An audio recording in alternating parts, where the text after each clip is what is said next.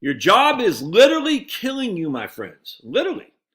I get tons of anecdotal evidence by people who email me and say, man, Josh, when I quit my job, I lost 15 pounds. My heart is feeling good.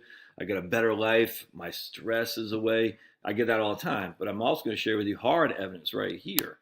So stress increases stroke and heart diseases risk by up to 30%. And this is a study, a large international study from researchers at the University of Gothenburg found that people who have more stress, money problems, and bad life events are at increased risk of heart disease.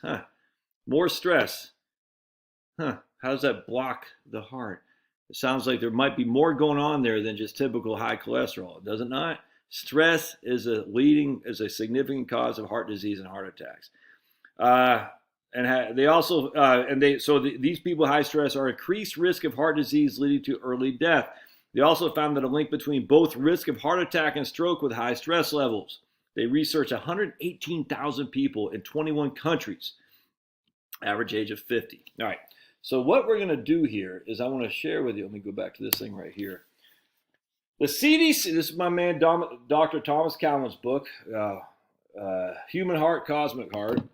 And he says, the CDC Foundation estimates that heart disease and stroke cost Americans nearly $1 billion per day in medical costs and lost productivity, and projects that by 2030, annual direct medical costs will exceed $818 billion, and lost productivity another $275 billion. To overcome the epidemic of heart disease, we need a new medical paradigm. All right, a new ecological consciousness, in short, a new way of life. The coronary artery theory misses the larger picture, just as it misinterprets the actual pathological events. All right, I could not agree more. He just actually gives a brief about a heart attack. A heart attack, or myocardial infarction, is an event that leads to the death of the myocardial cells, heart cells. The death of these myocardial cells leads then to the necrosis of the tissue. The myocardial infarction is diagnosed by an elevation of cardiac enzymes that normally reside inside the cells of your heart. When these cells die, they break, releasing their contents, including the enzymes, into the blood. All right.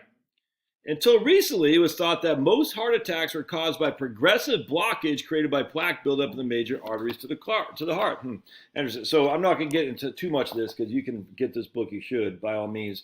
But it's interesting because how does stress have to factor with that? Isn't that interesting? So let's go into this a little bit more detail because I think it's critical to understand. I want to point out that if you're 50 years old today in America, you're only going to live another 31.6 years. That's the average life expectancy at your age. If you're black, you're only going to live 29.5 years, 27.1 years if you're a man.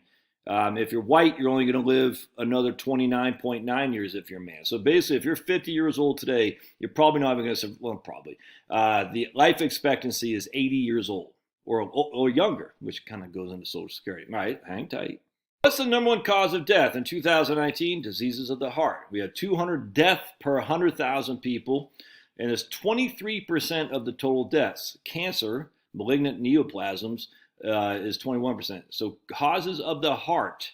Then you got cerebral vascular disease, chronic lower respiratory disease, but look at that, heart disease comes by far and away. But yeah, it's interesting because we go back a few years. We're going to go back to 2019. We'll go back to 2000. Let's see here. 2000. Bear with me. We're going to pause it real quick. The CDC, these are leading causes of death from 1900 to 1998. We've already established in 2000, I think it was 19, the biggest cause of death was disease of the heart. We go to 1998, and you'll see again, the biggest cause of death is disease of the heart. Now notice, 268 per 100,000 people died of disease of the heart. Interesting, huh? Because and now it's 200 and I forgot what it was, 201 or something like that. What was that? It was did I lose it? Yeah, I guess I lost it. I forgot. Anyway, let's keep going here. All right, so we got 268, the biggest cause of death by far, disease of the heart. Nothing even comes close, man. We go to 2000. What's this? 97, excuse me, same thing, 271 of 100,000, disease of the heart. So let's just pause it. We'll go down to 1950. 1970, diseases of the heart again, the number one. So it's been number one for a long time. We're going to keep going because I want to show you something. I'm trying to make a point here. 362 people per $100,000 people die from diseases of the heart. But again, by far and away, nothing comes close to heart disease of some sort. Here's diseases of the heart. And now let me just get rid of this thing. Blink. It'll make this a little bit bigger for you all to see. In 2019, 200 people died from diseases of the heart for every 100,000 people. If we go back here in 1970, it was 362 people per 100,000 people, so significantly higher. Malignant neoplasms were 162 per 100,000 people back then in 1970. Now they're, what were they now? 182. So it seems like cancer is basically, I haven't looked at the whole details from 1970, from 1900 to now, but still not much difference in the number of people dying from cancer from 1970. A significant decline in the number of people dying from diseases of the heart. But check this out. Let's keep looking because this is going back right now. Number third is right 1970. Accidents, 56 people per 100,000 died in 1970. Accidents, 52 people died. You see what I'm saying? So at the end of the day, we had 869 people in 2019 died per 100,000 people, if that makes sense. The death rate. 800. So we had basically 2.8. See, I hate to use the number of deaths because the population is so much bigger. Anyway, 800,000 people, 869 people per 100,000 people died in the U.S. in 2019. What was it in 1970? 943 per 100,000 people. Not a significant difference. Not a significant difference. So all the crap we've been putting in our bodies, all the medical stuff, we still have a little bit less of people dying per 100,000. I mean, it's, 869 divided by 943 is 80 people less. That's it, though. That's from, since my life. Not a huge, how much have we spent? All right, let's just keep going down, though. 1943, diseases of the heart, still number one, 317 people per 100,000. 1942, disease of the heart, 294 people per 100,000. Well, let's keep going. We're going to go down to 1937, diseases of the heart. But look, pneumonia, isn't that interesting? Cancer is just number 2. Tuberculosis, interesting. So, but yet, look, we still have, even in 1937, 1,100 per 100,000 people died. And yet, even right now, with all our modern medicine and whatnot, we have still 869. So it's lessened, but is it lessened all that much? Not really. Yes, it's 20%. We'll take it. But disease of the heart in 1935. Disease of the heart in 1930.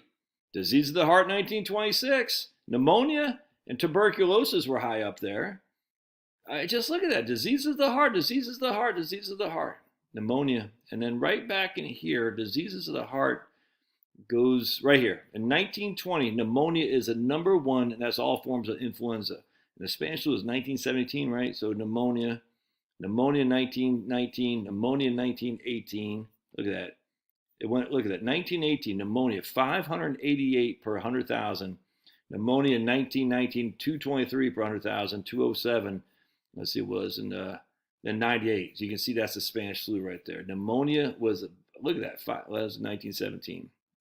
Pneumonia is 164, so that's a Spanish flu right there, 1918. Isn't that crazy?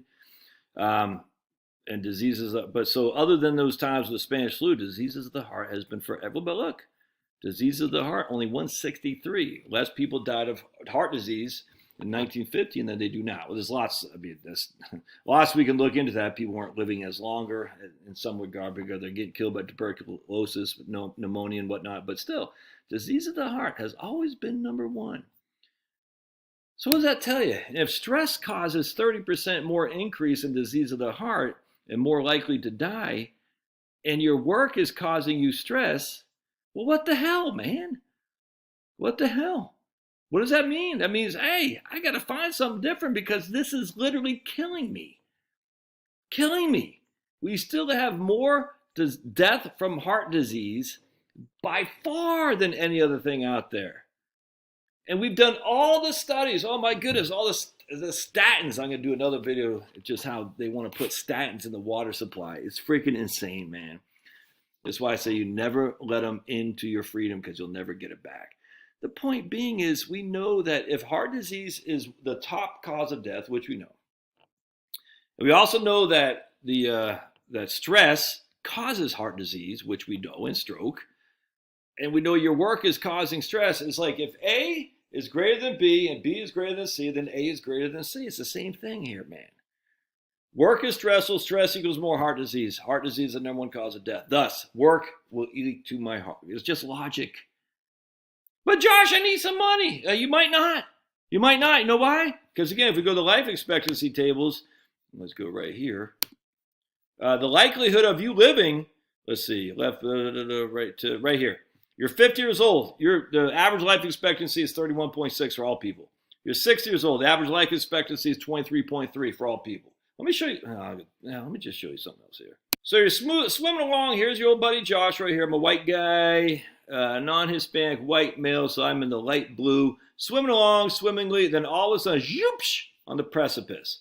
So basically, you're on the precipice right there. It's about 68 years old, and it just starts falling off a cliff, which means a hell of a lot of people are dying at that time. Look at that. Shoops. You just don't have that much time left, man. And if you're in a crappy old job, I got one more year. Stop. I don't know what your financial plight is, but why kill yourself to work? Oh, I love your thoughts. We'll see you.